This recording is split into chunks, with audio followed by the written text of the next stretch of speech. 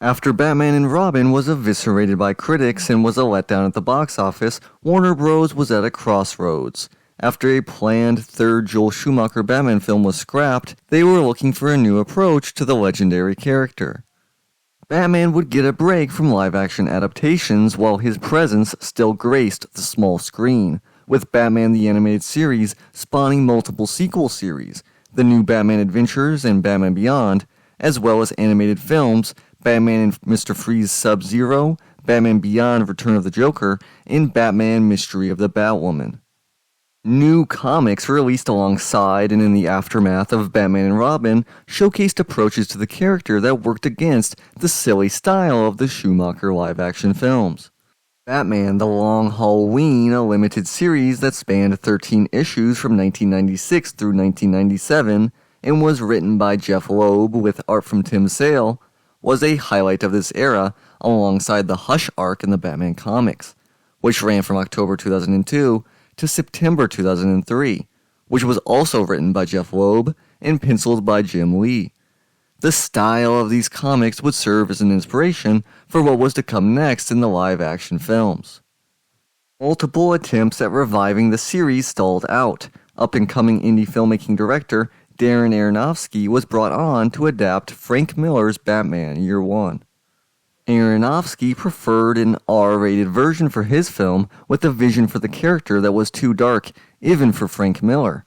Conflicts surrounding the tone of the picture, as well as the potential casting of the Dark Knight, with the studio's preference of Freddie Prinze Jr. clashing with Aronofsky's choice of Joaquin Phoenix, helped to kill the picture before it ever really got started.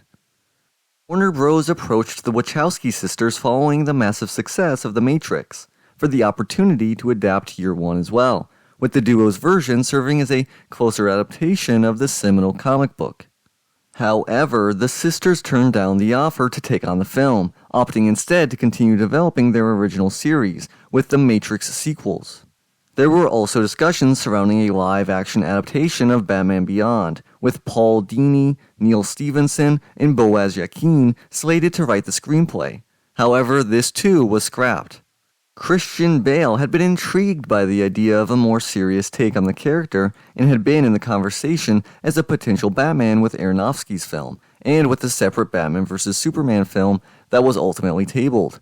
Bale's interest would remain, however, and soon the people and elements necessary for a reboot of the franchise would bring him back to the fold. Another up-and-coming filmmaker with a deeply passionate vision for how to approach the character would soon become attached to the project. Instead of a straight adaptation of Batman Year One, the studio would hand the reins to Christopher Nolan to craft his own vision of a Batman film. Nolan approached David S. Goyer, the screenwriter for the Blade trilogy, to help him come up with the story and to write the screenplay. Goyer described his joining of the project in an interview with MovieWeb.com.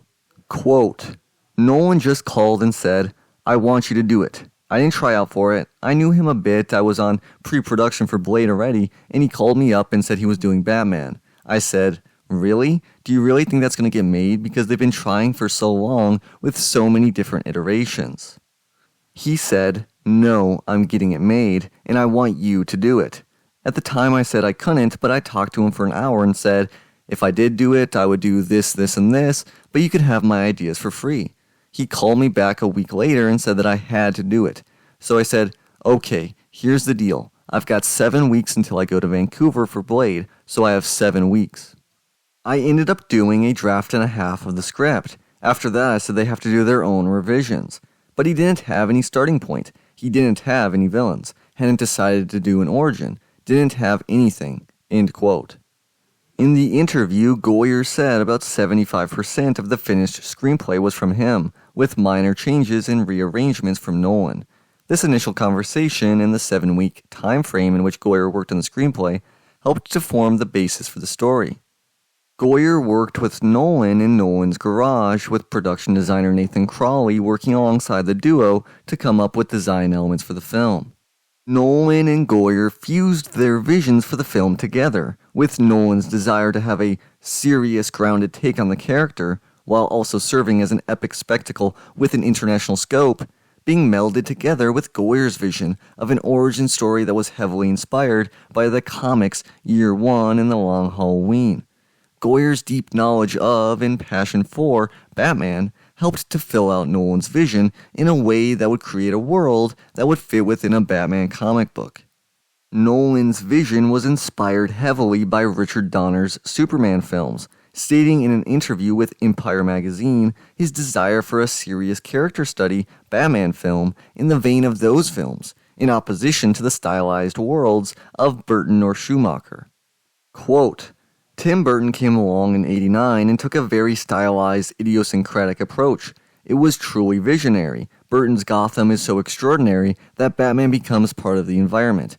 I think that was their way of selling the audience who had seen the TV show on the idea of there being a cool Batman film.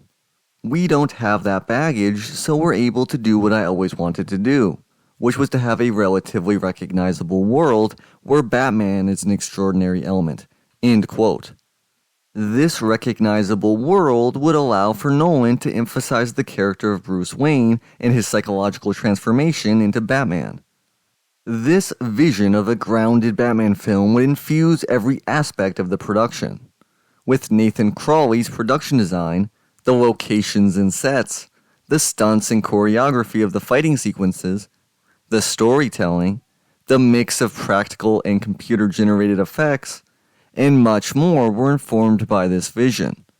Nolan wanted the production design to help the audience immerse themselves in the world. The sets would be built and photographed in a way that would attempt to create a sense of verisimilitude, crafting a Gotham City that felt like a mix of New York and Chicago. Chicago would serve as a location for a number of the Batmobile sequences. This attempt at immersion allowed for a more realistic approach to the Batsuit, Batmobile, and the Batcave. The suit allows for more movement, especially of the head, to avoid a robotic-looking superhero. Nolan wanted Batman to be able to move in a practical way to fight enemies, allowing for his animal-style instincts to take over. The Batsuit would be an expensive prototype of a military armored suit, developed by Wayne Enterprises. This would also be how they would approach a new Batmobile, with the Tumbler being a prototype for a tank-like vehicle to serve as a bridging device for the military. The Batcave would be a modified pre-existing cave underneath the Wayne estate. These major elements showcase the way that Nolan's grounded Batman universe would work. It would still allow for these heightened elements, but in a way that was backed up by a somewhat plausible in-world explanation. This would also fit within a more reality-based Batman world. Nolan wanted the film's action sequences to be done as practically as possible, with the stunts and set pieces being done with a myriad of practical effects enhanced with CGI alongside miniatures, all against the backdrop of expensive and elaborate sets. Christian Bale, who in his previous film, The Machinist, dropped his weight to an unhealthily low level, bulked up for the film, and attempted to perform as many of his own stunts as possible. The fighting style chosen for the film was the KZ fighting method, due to its more personal and brawler-type style. Nolan believed this would add weight to the action sequences, which was missing from mainstream action films in a post-Matrix world. I think there's been a lot of very, I think excessive use of, wire work and martial arts and everything, to the point where the violence loses its threat, because it's become a bit dance-like, and we've become sort of comfortable watching it in that way. The ending sequence of the film on the monorail was done with all these elements working in tandem, with the KZ fighting method serving as the action within a train that was built by the production design team and featuring CGI and miniatures to show the exterior of the train and its eventual derailment and explosion. This sequence showcases the commitment Nolan and his team made towards using all the techniques possible to craft the most compelling film they could, without over-relying on CGI. The team would have to film in the cold environs of Iceland during a sluggish and miserable beginning of the shoot. This was necessary for Nolan's vision of an international and epic scope for the film to be realized. He wanted this version of Batman to have a broader global perspective than a character whose whole world fits within the city limits of Gotham. These distant locales allowed for stunning photography, such as the early fight scene between Ducard and Bruce on the ice near a glacier. These worlds that were crafted by Nolan's team would be inhabited by a well-rounded cast. Nolan wanted the casting to allow for several compelling characters that wouldn't take you out of any segment of the film waiting for someone more interesting to show up. The cast would of course feature Christian Bale as Bruce Wayne, alongside Liam Neeson as Ducard, or Ra's al Ghul, Michael Caine as Alfred Pennyworth, Katie Holmes as Bruce's love interest Rachel Dawes, Gary Oldman as Jim Gordon, Cillian Murphy as Dr. Crane or Scarecrow, Tom Wilkinson as Carmine Falcone, Rutger Hauer as William Earl, Ken Watanabe as the decoy Ra's al Ghul, and Morgan Freeman as Lucius Fox. This stacked cast would work alongside a very talented crew, featuring Wally Pfister as director of photography, Lee Smith as editor, and Nathan Crawley as production designer, with music by James Newton Howard and Hans Zimmer. This film would be produced by Nolan's wife, Emma Thomas, alongside Larry Franco and Charles Roven. The film was released on June 15, 2005, and was met with both positive critical reception and good box office numbers. The critics praised the film's more grounded take on the legendary comic book character. Roger Ebert gave the film 4 out of 4 stars, stating, quote, "This is the movie I did not realize I was waiting for," end quote. The film grossed over $350 million worldwide on a $150 million budget.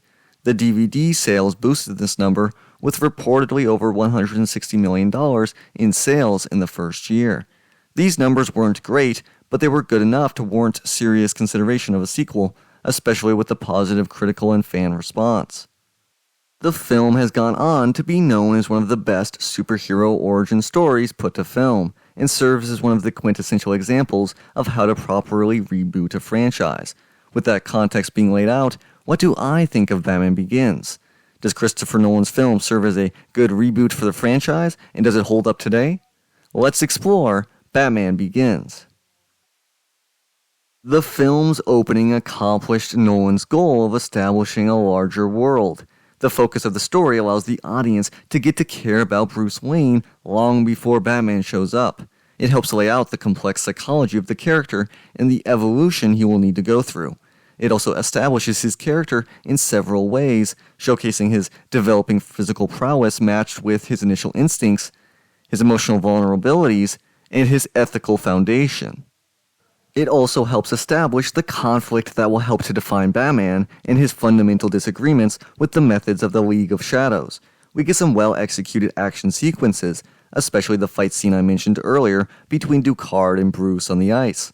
This sequence is shot beautifully and also has a little moment that establishes a pattern with the storytelling in the narrative. At the end of the fight, Ducard chides Bruce for not minding his surroundings before plunging him into the freezing water. This quote is then brought up by both characters multiple times as a callback, allowing the audience a sense of recognition that is used for light humor or emotionally charged moments. Alfred's callback to Thomas Wayne's quote about learning to pick yourself up is followed by another callback to Bruce's comment to Alfred from earlier in the film. This moment is used to showcase the deep emotional connection between the two of them, and is one of the best uses of this callback technique. But other examples in the film serve more as eye-rolling attempts at cleverness, such as Bruce's comment to Ra's al Ghul in the ending fight when he chides him for not minding his surroundings. This is one technique deployed in the film, but it showcases the film's narrative structure, one that is tightly wound and attempts to hit all the beats that you would expect, trying to serve as the essential origin story for Batman, one that fuses all the previous attempts across media into one coherent story structure that is planned out to death. This allows the film to have a coherent identity, but it also leads to an inorganic feeling at times. While this can hamper the film, the overall journey that Bruce is going on and the depth that the film provides its main character allows for the story to remain compelling, even if it's not always unexpected. The other elements of the narrative outside of Bruce are compelling at times, though suffer from the film's flattening of its themes. Gotham City itself is cartoonishly corrupt, allowing for Rachel Dawes and Jim Gordon to be the only two public officials who aren't corrupt. This puts small cracks into the realism of the film, with the narrative flattening corruption and its effect on Gotham City into an omnipresent and overwhelming force, one that feels both unrealistic and unnecessary. Very few of these corrupt people are ever given any real depth. This hampers the film's villains as well. Ra's al Ghul serves more as a cartoonish depiction of everything Bruce stands against, as almost a split personality of his that he must reject to accomplish his goals. During the burning of the Wayne estate, Ra's al Ghul takes credit for the Great Depression, because for some reason, the League of Shadows that destroyed all of these historical cities quickly and ruthlessly wanted to manufacture an economic downturn. It just doesn't make much sense to me, and his whole characterization feels less compelling than it could have been. This is then mirrored in Scarecrow, with a corrupt psychiatrist cozying up to the mob to run bizarre experiments surrounding fear. This fear concept is of course tied closely with the overcoming and weaponizing of fear that Bruce must accomplish through his journey. However, Dr. Crane's character isn't given much depth either, instead serving as yet another metaphorical, psychological obstacle Bruce must overcome. While I can appreciate both characters serving as aspects of his personality that he must overcome, both his desire for vengeance through bloodshed and his fear that was spawned by the trauma of witnessing his parents' deaths, I wish we got more well-rounded villains.